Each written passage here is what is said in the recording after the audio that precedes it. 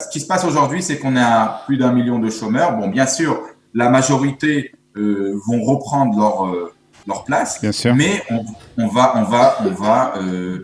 être, on va pas être on va pas retourner à 3 ou 4% de chômage, mais beaucoup plus. Et on pense, d'après ce qui se dit, qu'au moins 20% des personnes qui ont perdu leur emploi ne vont pas retrouver leur emploi.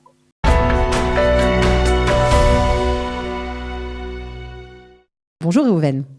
Bonjour Cathy, bonjour Olivier. Alors, le hub de l'emploi, on va commencer par une nouvelle, parce que c'est important, sans rentrer dans tous les détails, mais le hub de l'emploi va-t-il réouvrir ses portes ? Oui, bien sûr. On va petit à petit, on va pas faire ça en un coup. On va tout faire d'après ce que conseille le ministre de la Santé israélien.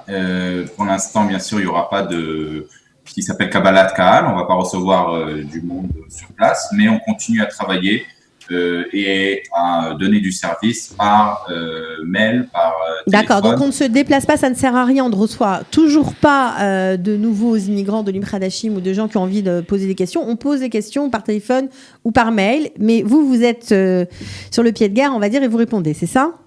Oui. Je vais vous dire, on a tous les jours des dizaines d'appels sur différents domaines. On a bien sûr le domaine des diplômes, tout ce qui est recrutement, placement d'entreprise, conseil, orientation professionnelle. Et on donne tous les jours des dizaines chaque conseiller donne des dizaines de conseils et d'orientation pour les Olim Pradesh. Alors, on parle de déconfinement, on parle d'un retour un peu à une vie économique à peu près normale. En tout cas, ça va prendre encore quelques semaines. Pour certaines entreprises. Alors, est-ce que au niveau justement du recrutement, au niveau des demandes d'emploi, est-ce que cela va changer, Réhouven, après cette crise du coronavirus ? Moi, je veux surtout parler au point de vue des Olim Khadashim francophones, moins sur le marché, c'est-à-dire sur ce qui concerne les Israéliens, mais plus ce qui concerne les Olim Khadashim francophones. Déjà, avant la crise du coronavirus, ce qui s'est passé, c'est que dans les dernières années en Israël, on avait un marché qui s'appelle Shuk Ovdim, ça veut dire que c'était le marché des employés. Il y avait 3 à 4% de chômage en Israël. Ouais. Et ça veut dire qu'il y avait plus d'offres d'emploi que de candidats. Les candidats, pratiquement tout le monde travaillait. Et il y avait une bataille, il y avait comme une guerre sur chaque candidat, bien sûr des candidats de qualité, pour que chaque entreprise réussisse à ramener chez elle les meilleurs candidats. Et ce qui a fait que le marché du travail était plus du côté des employés et au point de vue des salaires, au point de vue des conditions, au point de vue de beaucoup de choses, c'était en leur faveur. Et c'est-à-dire qu'ils avaient, en d'autres termes, ils avaient plus de force en fait sur le marché, ils avaient plus la possibilité de choisir là où ils voulaient travailler. Voilà, exactement, où ils voulaient travailler, dans quelles conditions, ça me convient, c'est à côté de la maison, c'est pas à côté de la maison, là on propose un peu plus. Et c'était comme ça que ça, et les entreprises étaient au courant de ça, ils étaient tous en compétition sur les meilleures personnes à recruter, et c'est pour ça qu'ils étaient prêts chacun à aller vers le candidat et aller vers lui et lui donner plus de facilité pour qu'il vienne travailler chez lui. Ce qui se passe aujourd'hui, c'est qu'on a plus d'1 million de chômeurs. Bon, bien sûr, la majorité vont reprendre leur place, bien sûr. Mais on va pas retourner à 3 ou 4% de chômage, mais beaucoup plus. Et on pense, d'après ce qui se dit, qu'au moins 20% des personnes qui ont perdu leur emploi ne vont pas retrouver leur emploi. Ça va nous créer une grande quantité de chômeurs parce que ça veut dire que, disons, 20%, ça veut dire 200 000 personnes à peu près.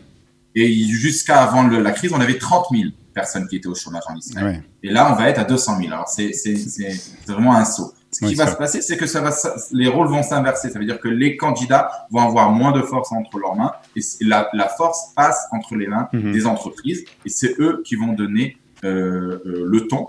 Et là, je veux venir aux candidats francophones. Oui.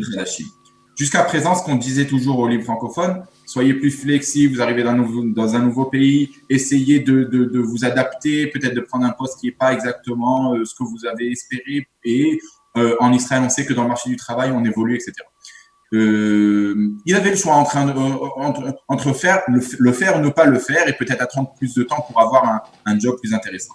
Là, aujourd'hui, c'est pas vraiment possible parce que sur le marché du travail en Israël, il y a des concurrents, je dis comme ça, des concurrents des Olim francophones qui cherchent un emploi. Ils sont beaucoup plus nombreux et beaucoup plus de qualité parce que c'est des personnes qui, jusqu'à hier, travaillaient et qui n'ont pas le barrage de la langue, qui ont fait leurs études en Israël, ils sont intégrés à 100%. La mentalité aussi. La mentalité.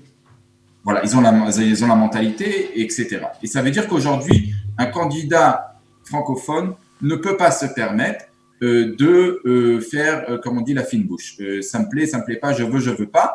Et même, je veux amener à plus que ça, et c'est ça c'est pour ça qu'on fait l'interview aujourd'hui, c'est se préparer maintenant. En Israël, on dit hier, mais moi, je vous dis maintenant pour le déconfinement total, ce qui va se passer dans les prochains mois, et le retour au marché du travail, parce qu'on peut pas se permettre, moi, si je suis Olé Khadash, et je suis en Israël depuis 1, 2 ou 3 ans, et je n'ai pas encore le CV qu'il faut, je sais pas comment chercher du travail en Israël, je sais pas comment exactement on fait les entretiens dans les sociétés israéliennes, je peux pas commencer à me préparer dans 1 mois ou dans 2 mois quand tout va reprendre. C'est tout de suite qu'il faut le faire. Et voilà. Et pour être tout de suite, comme on a dit, on va avoir des personnes qui vont être nos concurrents sur le marché du travail. C'est les Israéliens qui cherchent aussi. Ils sont en quantité. Nous, on doit être plus que prêts pour cette. Alors, comment on se prépare, Reuven? Comment on se prépare à ce nouveau Je crois que vous avez des choses à dire sur cette nouvelle donnée de marché. Reuven. Oui. Vous avez préparé un programme. Comment? Vous avez préparé un programme. Oui. Alors voilà, ce qu'on propose au Hub de l'emploi de Qualita, c'est une série d'ateliers virtuels par Zoom qui vont commencer à partir de ce jeudi-là. Je vais donner les dates. Et c'est en fait des ateliers qui permettent aux Olim francophones, sans bouger de chez eux, ils restent chez eux, sans devoir se déplacer ou payer, d'accord, c'est gratuit. C'est gratuit. Et c'est jusqu'à chez eux, c'est dans leur ordinateur. Il n'y a pas plus facile que donc ça. tout le monde peut le faire. Ça veut dire que même des gens qui sont déjà sur le marché du travail, mais qui ont envie peut-être de tester, de voir si leur CV est actuel, on ne sait jamais, ou de voir, je sais pas moi, s'ils sont capables de passer un entretien d'embauche, ça marche aussi pour eux, puisque c'est gratuit et c'est pour tout le monde, vraiment. Oui, tout à fait. Ça veut dire que, bon, la question c'est si quelqu'un a un travail et il réfléchit à changer de travail, je pense que maintenant, c'est pas vraiment le moment. Il vaut mieux qu'il garde son emploi, il attend d'ici 6 mois, 1 an que tout se restabilise et là, il aura plus de choix. Là, on est un peu dans il vaut mieux ne pas changer d'emploi. Quels sont les sujets qui vont être abordés au cours de ces ateliers? Alors, on a un atelier qui va se passer jeudi. Ce jeudi, D'accord. On parle d'un atelier de recherche d'emploi. Comment chercher du travail en Israël? D'accord. Comment chercher du travail en Israël? Ça veut dire combien de temps je dois passer sur de la recherche d'emploi? Est-ce que je dois le faire tous les jours? Et si c'est tous les jours, combien de temps par jour? Ok. Qu'est-ce que je fais quand j'envoie mon CV et j'ai pas de retour des recruteurs, des sociétés? La plupart des personnes me disent j'ai envoyé, on m'a pas recruté, on m'a pas rappelé, ça veut dire qu'on n'est pas intéressé. C'est faux. Ça veut dire c'est à nous maintenant en tant que candidats aller vers les entreprises et les contacter. Alors comment les contacter? Qui sont ces personnes-là qui ont mis des annonces un peu partout, etc. Une chose importante aussi de laquelle on parle pendant cet atelier, c'est qu'il faut savoir que le recrutement en Israël, presque 40% du recrutement se fait par ce qui s'appelle Chaver Mevi Chaver. Un ami amène un autre ami, du cooptage en français.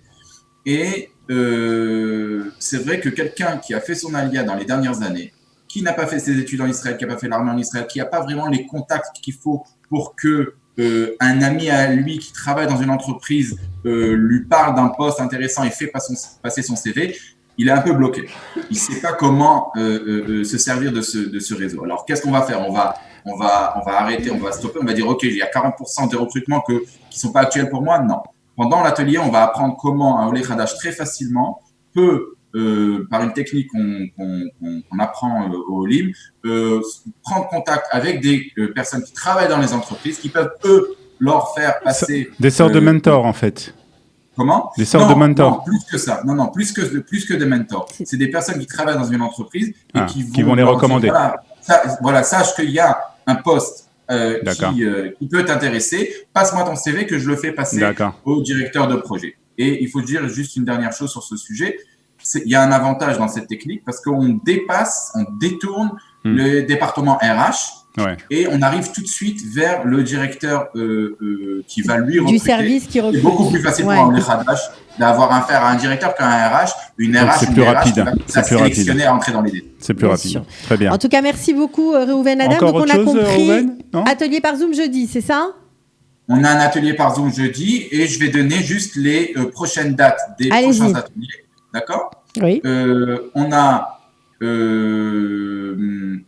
dimanche 3 mai, on a un atelier comment réussir un entretien d'embauche sur Zoom, d'accord ? Alors aujourd'hui, il faut savoir que les entreprises recrutent par Zoom, ils font les entretiens par Zoom, mais pas face à face. D'accord. Et on va apprendre pendant cet atelier comment réussir un entretien d'embauche par Zoom, parce qu'il y a des différences entre un entretien d'embauche face à face et Zoom. Et on aura le lundi 11 mai, comment adapter son CV au marché israélien, l'atelier CV qu'on connaît déjà. Et j'invite les candidats, on a des ateliers jusqu'au 24 mai qui sont déjà en ligne. Vous pouvez rentrer, vous inscrire et vous aurez la veille de l'atelier un lien sur Zoom où vous pourrez vous connecter. C'est très sympathique. On a eu un atelier comme ça avant Pessah qui a très bien réussi. Qui a très bien marché. Donc tout ça, Réhouven, on peut le trouver sur le site du Hub de l'Emploi. Du Hub de l'Emploi, de Kalita. Hub-du-milieu-emploi.org. Merci beaucoup Réhouven Adam. Très bien, merci beaucoup Réhouven. À Bonne bientôt. Journée.